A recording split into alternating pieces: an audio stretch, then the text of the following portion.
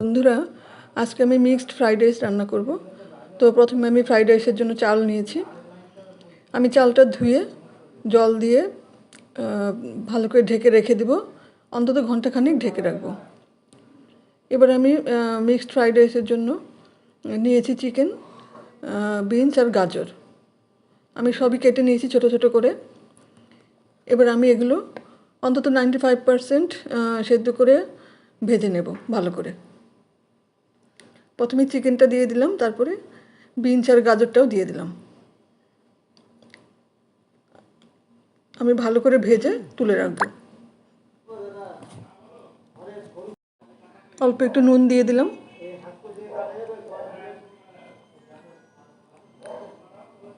আমি একটু ঢেকেই রান্না করব, তাহলে সেদ্ধ হবে।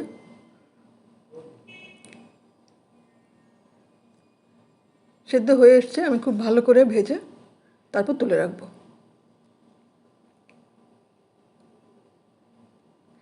এবার একটা ডিম আমি অমলেট করে ছোটো ছোটো করে কেটে তুলে রাখবো। এবার চালটা যে ভিজিয়ে রেখেছিলাম সেটা দিয়ে ভাত রান্না করে নেব। তো আমি দিয়ে দিলাম গোটা গরম মশলা, দিয়েছি দারচিনি, এলাচ আর লবঙ্গ। বেশ খানিকটা নুন দিয়ে দিলাম।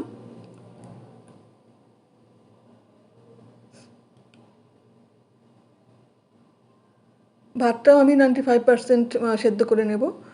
তো আমি দুটো গোটা কাঁচা লঙ্কা দিয়ে দিলাম। হয়ে গেছে, এবার আমি জলটা ছেঁকে নেব।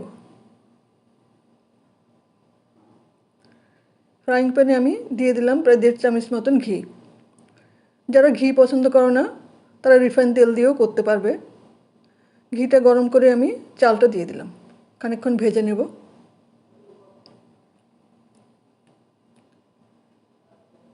ভেজে নিয়েছি, তারপর আমি দিয়ে দিব আমি যে ভেজে রাখলাম চিকেন, বিনস আর গাজরটা। ভালো করে মিশিয়ে নেব।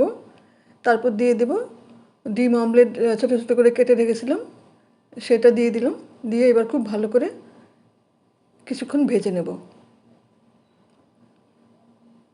কিছুটা চিনি দিলাম। আমি এখন আর নুন দেব না, আমি ভাত রান্না করার সময় বেশ খানিকটা নুন দিয়েছিলাম।